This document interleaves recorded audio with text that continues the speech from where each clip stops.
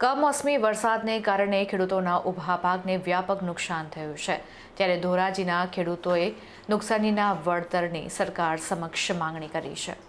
સૌરાષ્ટ્રમાં અચાનક નૂતન વર્ષમાં સમયમાં જ ખેડૂતોને હર્ષ અને ઉલ્લાસ હતો, ત્યારે અચાનક કમોસમી વરસાદ અને વાવાઝોડું ભારે પવન સાથે ફૂંકાતા ઘણા બધા વિસ્તારોમાં ખેડૂતો પાયમાલ થઈ ગયા છે। ત્યારે સરકાર ખરા અર્થમાં તપાસ કરીને જે નુકસાની થઈ છે તે ખેડૂતોને વળતર આપે તેવી ધોરાજીના જિલ્લા સહકારી આગેવાન અને ખેડૂત જેડી બાલધાએ સરકાર સામે માંગણી ઉઠાવી હતી। ધોરાજી કિસાન સેવા સહકારી મંડળીના પ્રમુખ અને જિલ્લા ડિરેક્ટર ખેડૂત આગેવાન જેડી બાલધાએ કમોસમી વરસાદની સામે પોતાની વ્યથા ઠાલવતા જણાવ્યું કે નવા વર્ષનો સમય એટલે ખેડૂતોને આનંદનો સમય હતો। મોટાભાગની જણસી તૈયાર થઈ ગઈ હતી, કપાસ, મગફળી, સોયાબીન પાક રેડી હતા અને ઉપાડવાનો જ સમય હતો, ત્યારે અચાનક જ આ વિસ્તારમાં સૌરાષ્ટ્રના પંથકમાં ભારે વરસાદ આવતા ભારે પવન ફૂંકાતા ખેડૂતોને મોટી નુકસાની ગઈ છે। આ બાબતે ખેડૂતોના સહારે સરકાર આવે અને તાત્કાલિક સર્વે કરાવીને ખેડૂતોને નુકસાનીનું વળતર આપે તેવી રાજ્ય સરકાર પાસે માંગણી કરી હતી। એટલું જ નહીં, જેડી બાલધા વધુમાં જણાવે છે કે ગયા વર્ષે આ પ્રકારની ઘટના અચાનક વરસાદને કારણે ખેડૂતોને મોટી નુકસાની થઈ હતી અને સરકારે ખાતરી પણ આપી હતી, પરંતુ ધોરાજી પંથકના ખેડૂતોને કોઈ સહાય મળી નથી। હાલમાં કપાસનો પાક, મગફળીનો પાક, સોયાબીનનો પાક ઉપર મોટી નુકસાની જોવા મળી રહી છે। વરસાદને કારણે આ તમામ પાક બગડી ગયો છે, તો તાત્કાલિક સર્વે કરાવીને સરકાર નિયમ પ્રમાણે વળતર ચૂકવે તેવી સરકાર સમક્ષ માંગણી ઉઠાવી હતી।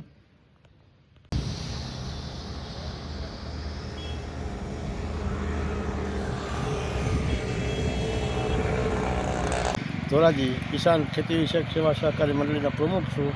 સહકારી ક્ષેત્રમાં રાજકોટ જિલ્લામાં ડિરેક્ટર છું અને ખેતીવાડી ધરાવું છું। અત્યારે આ કમોસમી વરસાદને કારણે ખેડૂતોને બહુ મુશ્કેલી થઈ છે।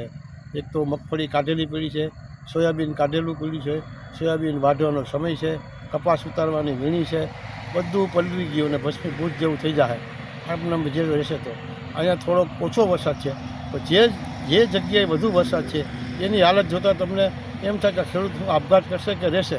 સરકાર જો આમાં કંઈક સારું વળતર આપે તો સારી વાત છે। અમારે આવું થયું છે તો પણ ઘણા ખેડૂતો પૂછવા આવે છે કે ભાઈ અમારું આ પાક ફેલ થયો તો આનું કાંઈ મળશે, એવી ખેડૂતોની મંડળીએ ઇન્ક્વાયરી ચાલુ થઈ ગઈ છે અને ખરેખર જે ઢોર માટેનો ચારો હતો મગફળીનો એ પણ ફેલી ગયો, કપાસ પીળા પડી જશે, સુકાવા મળી ગયા, ઘણાની વીણી લેવાની છે એ નહીં લેવાય, સોયાબીન વાઢવાનું છે એ પણ આમાં આવે જો આમને 4-5 દિવસનું વાતાવરણ તો અંદર સીંગોમાં ઉગવા મળી જશે અને પારાવાર નુકસાની ખેડૂતને મોંમાં આવેલો કોળીઓ જૂટવાઈ જાય એવી પરિસ્થિતિ નિર્માણ થઈ ગઈ છે।